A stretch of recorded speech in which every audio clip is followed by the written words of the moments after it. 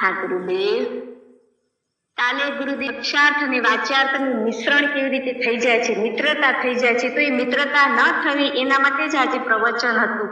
કાલે મને એ પ્રશ્ન એ કર્યો, ગુરુદેવે સત્સંગમાં લીધું કે વાચ્યાર્થ અને લક્ષ્યાર્થ એની મિત્રતા, તો ખરેખર એની પાછળ મનન થયું કે ગુરુદેવે આ કીધું તો ખરું, લક્ષ્યાર્થ અને વાચ્યાર્થની મિશ્રણ કેવી રીતે થઈ જાય છે.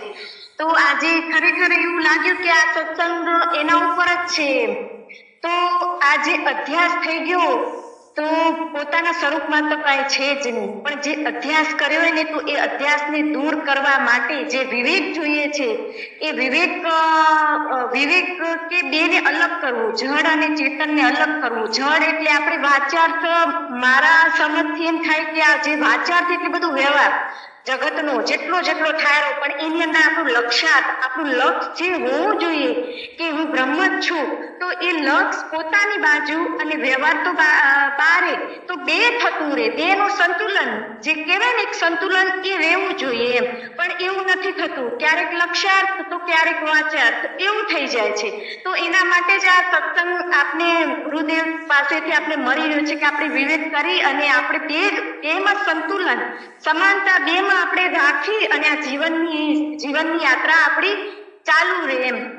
આજના પ્રવચનમાં ગુરુદેવે વાત કરી જે તાદાત્મ્ય થઈ જાય, જેમ અગ્નિ ગોળાની અંદર જઈ અને અગ્નિ એમ કે હું ગોળ લોખંડનો ગોળો હોય છે, પણ એ બેના ઉદાહરણ ઉપરથી આપણે પોતે પોતાના સ્વરૂપને સમજી, તો આપણે એવી જ રીતે જગતની અંદર આપણે આખા જગત આકારે કરી નાખ્યા.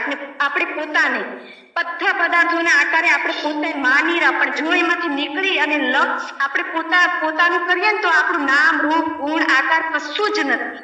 પણ આપણે એનામાં એટલા બધા ભળી ગયા, એટલું બધું તાદાત્મ્ય કરી નાખ્યું કે આપણે હવે એનામાંથી એ ભ્રાંતિઓ જે થઈ ગઈ ને, અસલમાં છે નહીં, પણ ભ્રાંતિઓ ને એ જ ભ્રાંતિઓ તોડવા માટે જ આ સદગુરુ આપણે પીરસી રહ્યા. આ પ્યાલી કીધી સંધ્યા મૈયા હમણાં કે આ પ્યાલી જ છે, આ એક અમૃત રસની પ્યાલી. એટલે અમૃત રસ એટલે પોતાના સ્વરૂપનું જ ભાન, આપણું સ્વરૂપનો જ રસ, એક આનંદ, એક ઘન એટલે લાડવો પોતાનો, કેમ કે લાડવો છે એમાં કઈ ઘરી ના શકે ને કઈ કાઢી ના શકે, કોઈ જગ્યા નાખી શકે, એવું આપણું સ્વરૂપ. તો એની અંદર આવો અધ્યાસ કેવી રીતે થઈ શકે? અધ્યાસ થાય એમ છે જ નહીં, પણ તે છતાંય આપણે લાગે તો છે ને અંતઃકરણની અંદર, કેમ કે અંતઃકરણ છે એટલે લાગેલું, પણ અંતઃકરણ હોય જ નહીં. અંતઃકરણ વગરનું જે છે ને એ આપણે જ છીએ, આપણા સિવાય બીજું કાંઈ નથી. જ્યાં થઈ જાય એ બધું અંતઃકરણની અંદર ચેતના. આજે સદગુરુ ઘણા પ્રવચન પહેલા ચેતનાના લીધા છે કે ચેતના શુદ્ધ થાય તો ચેતન સાથે ભળે. તો આ ચેતના છે કે જે ભળી ગઈ, એ ચેતનાને જ અલગ કરી, શુદ્ધ કરી અને ચેતન સાથે જોડાઈ જાય. તો પછી સંધ્યા મૈયાએ કીધું કે કુંવારી કન્યા શું જાણે, પરણેલી સ્ત્રીને બધી ખબર હોય. તો ખરેખર એવી બુદ્ધિ જો વળી જાય પરમાત્મા સાથે, તો એ ચેતના ચેતન સાથે ભળી જાય એમ. તો એ પછી આપણું સ્વરૂપ જ છે, એનામાં પછી કોઈ ડઘાડી ના શકે. ગુરુદેવ કીધું કે અજ્ઞાન હટી ગયા પછી ફરી અજ્ઞાન થતું નથી. તો એવા લગ્ન થઈ જાય જો બુદ્ધિનો, ચેતનાનો, એક ચેતન સાથે, તો પછી એને કોઈ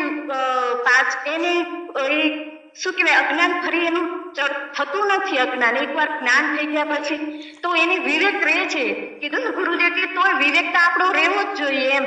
તો એક વિવેક રહેવો જોઈએ. આજે જળ અને ચેતન જે તાદાત્મ્ય થઈ જાય ત્યાં આપણો તરત વિવેક થઈ જાય. તો એવી આ સદગુરુની આ કૃપા હે કે એનાથી આ થાય, મારી થાય ભૂલ એવું નથી, થાય ભૂલ, પણ એમ કરતા આપણે અલગ થઈ અસંગી બની અને આપણા સ્વરૂપનું પૂરેપૂરું લક્ષ્યાર્થ એટલે પોતાનું લક્ષ્ય અને વાચાર્થ, તો વાચારથી થતું રહે, પોતાનું લક્ષ્ય હોય. ઘણી વાર કહે છે ગુરુદેવ કે સૂરજ પરાની પાર ભલે ને વ્યવહાર થતું હોય, પણ આપણે આપણામાં જ હોય એવું આપણું સ્થિતિ એવી જ આપણી હતી. તો એ સદગુરુ દ્વારા આપણે મળી છે ને, ક્યારેક ના રહે તો એનો પણ આપણે વિવેક કરી અને એનામાં આપણે પોતે પોતાનામાં ટકી રહીએ. વાચ્યાર્થમાં જીવ છે, વાચ્યાર્થમાં જીવ છે અને લક્ષ્યાર્થમાં આત્મા છે. હા, બહુ સરસ. તો જીવે જ ઊભું કર્યું ને ગુરુદેવ, હું મારું જન્મ, મરણ અને વાચન લક્ષ્યાર્થમાં પોતે પારમાર્થિક સંબંધ પોતાનો, પારમાર્થિક પણ વાચ્યાર્થમાં વ્યવહારો આવે લક્ષ્યાર્થમાં વ્યવહાર નથી, કરતા ભોગતાનો ભાવ નથી. હા હા ગુરુદેવ. બહુ સરસ વાત કરી સંધ્યાબેને, ભાઈ શીતલબેને. હવે જુઓ, આ પોતાના કુટુંબને સાચવતા સાચવતા મહેમાનો આવે છે છતાંય એનો એક પરીક્ષા લીધી કે પોતાનામાં તાદાત્મ્ય કરીને પોતે આત્મા રૂપે કેવી રીતે બોલી શકે છે, એનો આ દાખલો નમૂનો આપણો.